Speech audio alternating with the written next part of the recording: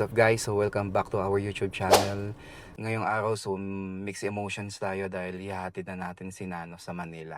Di ba love? Ayun, so matagal nating nagamit si Nano. So almost 2 years. So kasama natin siya kahit saan tayo magpunta. Mapa Manila, La Union, etc. So mas exciting din yung may ipapalit sa kanya. Diba? So, babiyahin namin si Nano from Baguio to Manila.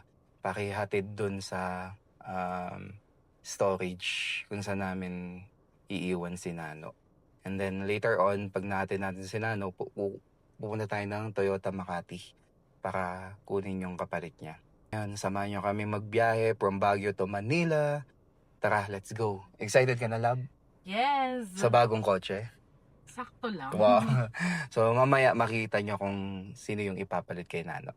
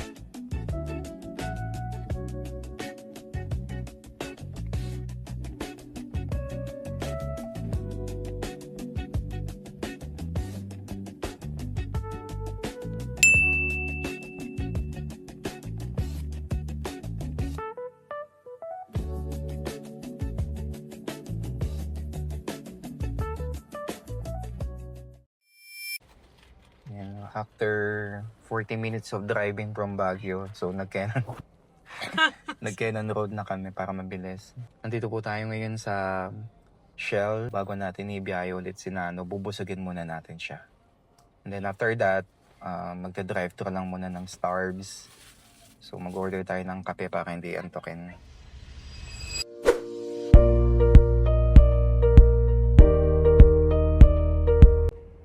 Ngayon naman, bibili tayo ng kape dito sa Starbucks. Magkatabi lang silang dalawa.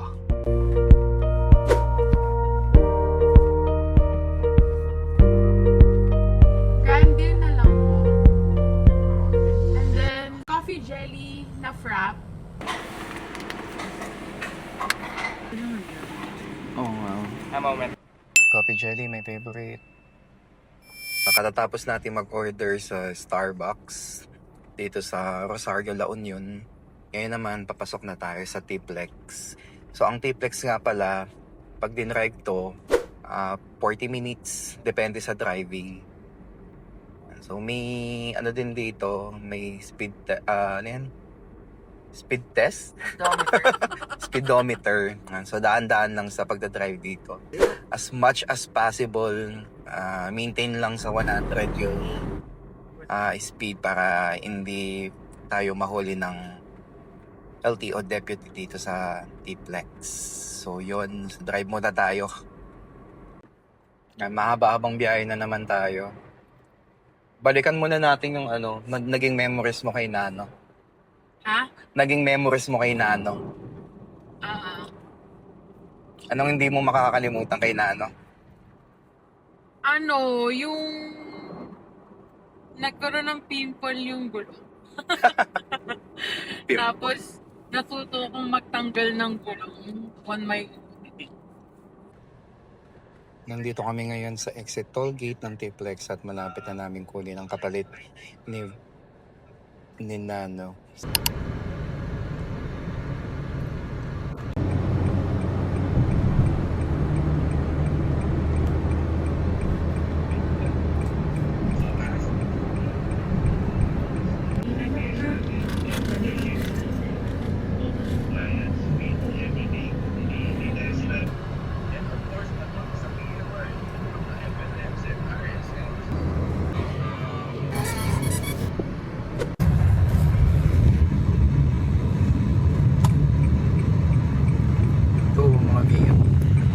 Solo.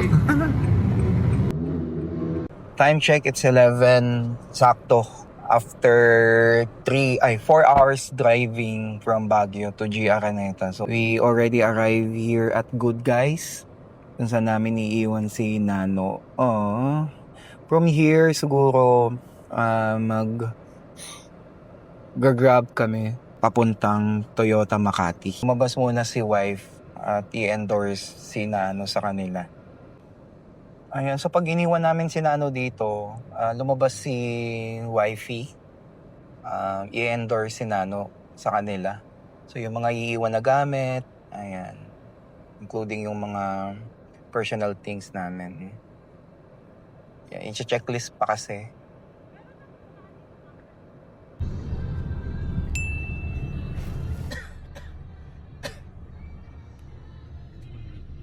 Ay, sige lang.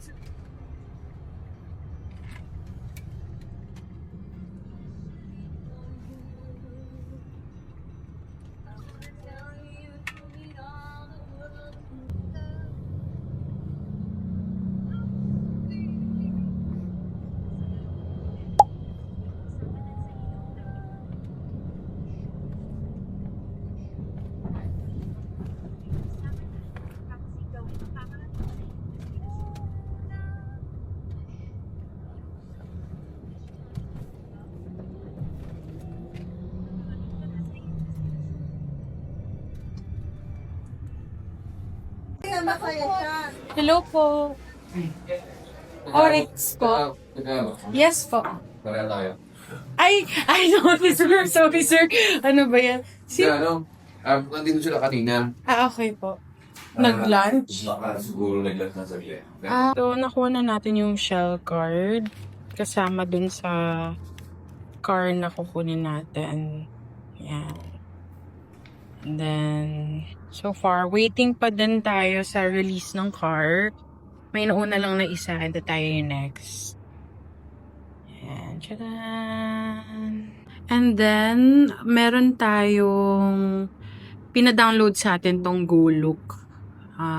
Kailangan siya connected. Pwede siya i-connect dun sa car. I just don't know kung para saan siya. Hindi ako nakinig masyado. Kasi gutom na kami. Tingnan mo sila. Ayun. So, waiting pa din. Sana ma-release na. I'm so hungry. Order kami ng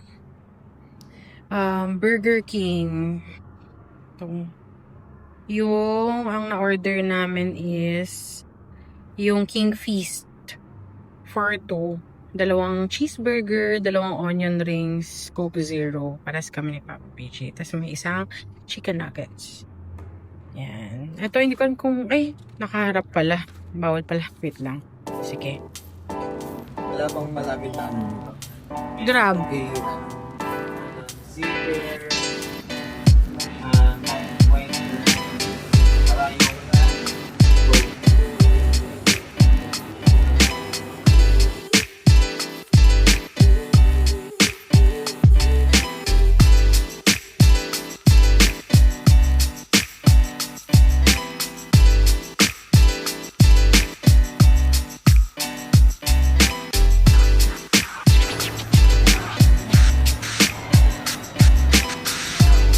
We are still waiting here at Toyota Makati.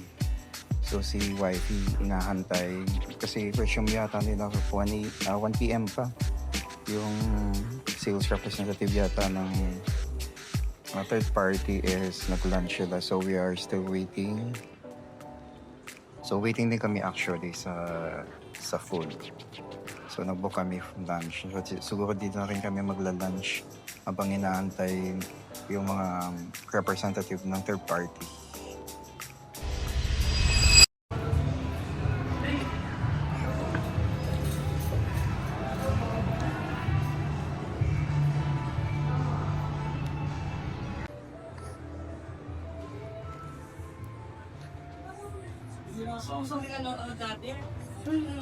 Nag-i-start pa lang yung contract nun eh.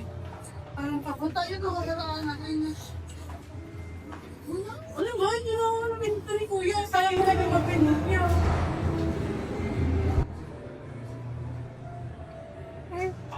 Ano ba naman ko?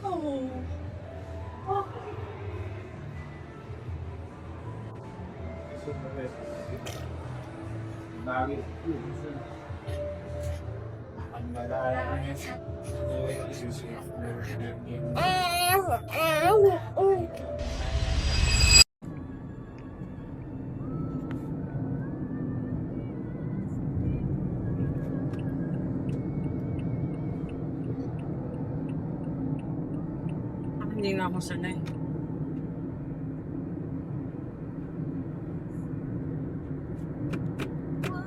Ang hirap ng busina. Tigas.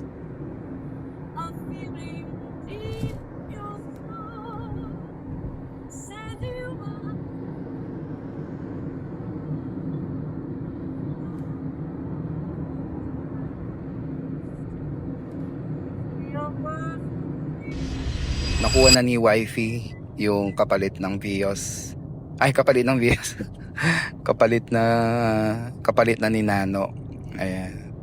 So, nanggaling pa kami sa Toyota Makati. So, now, we are here at NLEX na. Kanina dumaan kami sa Skyway.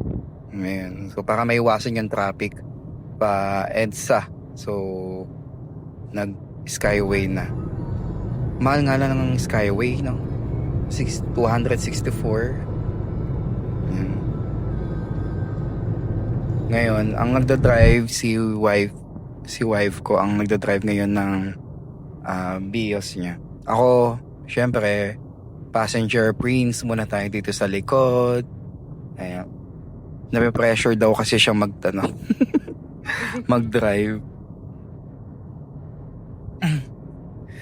Kasi mas madalas siya ang passenger princess. Ayan, kasi pangalan niya Princess. Ako, ayan, since papahinga muna tayo kasi ako yung nag-drive papunta ng Manila. Ako nag-drive papuntang GR Araneta para ihatid si Nano. Ngayon naman, si wife ko naman na magda-drive. Hanggang Tiplex ba? Kaya mo hanggang Tiplex? Oo, kasi straight naman yan. Ano naman yan, expressway lang. Actually, para sa akin, mas challenging yung diretso. Diretso. Kasi, ewan ko ba, Mm-hmm. mas challenging yung diretso kaysa sa Baguio. Mas nasanay kasi ako, mas una ako nasanay sa Baguio kaysa sa Manila na diretsong ganito. Di ba, love? Oh. So, anong feeling naman na naninibago ka pa? Oo, ang lamig ng kamay ko kasi pag expressway, kinakabahan talaga pag may katabing mga malalaking mga bus. Ano pinagkaiba niya sa Honda Brio? Mas mabigat dalin to. Ewan ko para sa akin kasi sa Brio, ang daling parang alam mo yun, nag-toy car ka lang. Parang gaan ng manibela. Tapos, iba yung sa brake. Parang pantay lang yung brake sa accelerate. Ito mas taas yung brake niya kaysa sa accelerate. Kaya medyo nakakangawit siya. Pansin ko dun sa una mong Vios, love, yung manual. Ganon yun yung challenge ko Yung mataas yung, parang hindi siya ganon. Hindi siyang mabilis na maglipat. Mas mataas yung brake. Normal ba yun? Para sa akin, Para sa'yo normal. Sa akin parang kakaiba lang. Ganun naman yan. Katulad na to, kinakabahan ako pag ganyan, yung may katabing mga bus. Diba? Hindi ko Maninibago ka pa niyan kasi Vios. So, mahaba kasi si Vios kaysa kay Nano. Kay Si Nano kasi mapango yung harap niya Tsaka mas malaki mas malapad ata to kaysa kay Nano. No? Or same lang? mas malapad si Vios. Kasi si Nano parang yung ganong kotse lang. Yung red na yan. Beauty. Parang ganyan lang siya. Kaya tingnan yung takbo natin, 80 lang.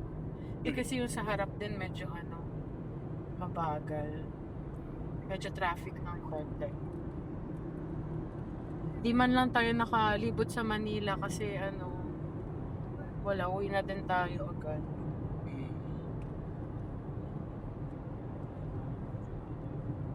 Next time, pag bumalik tayo ng Manila, Oo. libot ulit.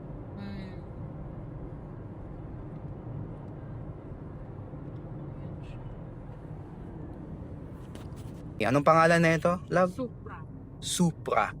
Ang bagong pangalan ng kanyang baby boy. Kapalit ni Nano.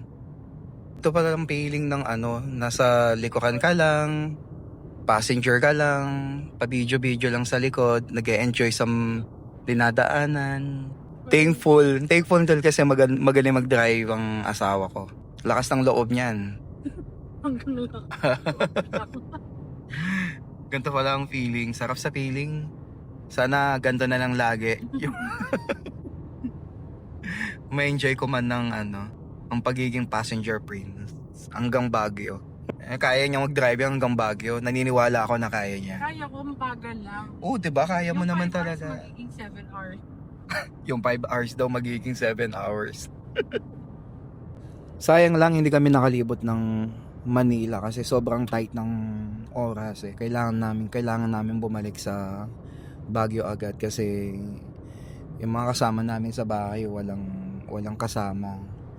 So, plano lang talaga namin ihahatid si Nano, kukunin si Supra sa Toyota Makati tapos drive na pabalik ng Baguio.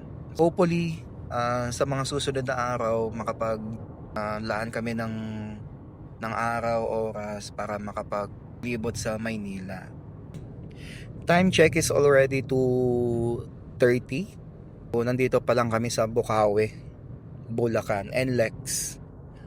So, ang tansya namin pag ganito yung takbo namin siguro makakarating kami ng Baguio ng mga 7. Hindi naman siguro. Diba 60 din? Oo naman. Or 8? Oo. Kasi yung lang kotse. Madami talaga dito sa NLEX. Pansin mo, pag nasa STX ka na, tsaka T-Flex, kumakonti yung sasakyan. So, nag-enjoy si wife ko na Hindi. mag-drive. Ayan siya. Hindi talaga, promise. Anong feeling? Malala. May Wala, kinakabahan lang. Katulad niya, pakita mo. May mga, wait lang, magle-left ba siya? Sige lang, extreme Sige lang. naka-extreme left lang. Yung mga malalaki, mga bus, ganyan, yan yung kinakakabahan. Yan, katulad yan, biglang liliit. Yung mga ganon, nasa-stress. Yan. Mamaya na. Gusto nga din namin dumaan ng Pampanga. Kaya lang very late na kasi. So baka gabihin na kami masyado pauwi ng Baguio. Siguro next time na lang kapag may oras, pang pupunta ng Manila, ganyan, makakadaan sa Pampanga at makakain ng mga masasarap na pagkain. Hay, nakakamiss si Nano. Alam nyo ba, si Nano, yung asawa ko, love na love niya si Nano. Alam nyo kung bakit? Kasi lagi niyang lagi niyang iniingatan. Kahit 8 years na yung tanda ni Nano, ayaw niyang nalulubak. Ayaw niyang napuputikan. Na-memorize ko yung Na-memorize yung mga lubak sa Baguio. Dahil ayaw niyang malubak si Nano. Ganon kamahal ng asawa ko yung si Nano. Before namin isoli si Nano, talagang nilinis namin muna siya. Kung hindi nyo pa napapanood yung vlog namin na kung saan nilinis namin si Nano at nakita namin ang daming ipis, yan. So, lalagay namin sa description yung link, yung vlog na yon. So sana mapanood nyo siya. Mahaba pang biyahe pa to. Gusto ko sanang umidlip kaso ayokong tulugan yung asawa ko habang nagdadrive eh. Okay lang. Pwede lang. Hindi rin ako makatulog kasi nag-e-enjoy ako sa view eh. Nakabahan. Kinakabahan daw. Hindi may tiwala naman ako sa driving mo. It's just nag-e-enjoy lang sa paligid. In-enjoy ko kasi yung moment na passenger prince ako ngayon. Time check. It's already 3 p.m. So pa-exit pa lang kami ng STX sa going Tarlac. So later on siguro hanap na muna kami ng stopover.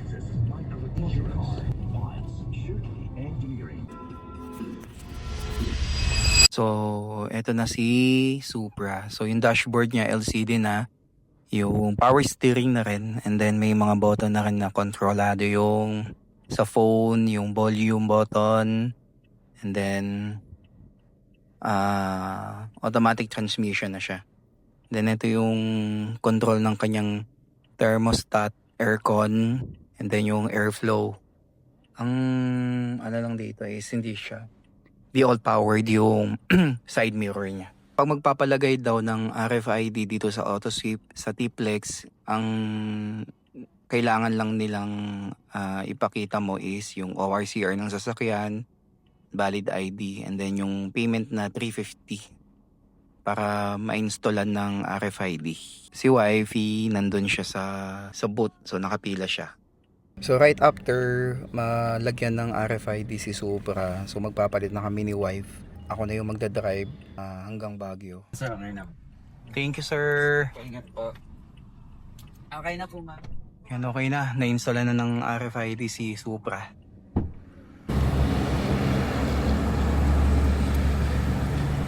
Akit na tayo ng Baguio. Akit na kami ng Baguio, guys.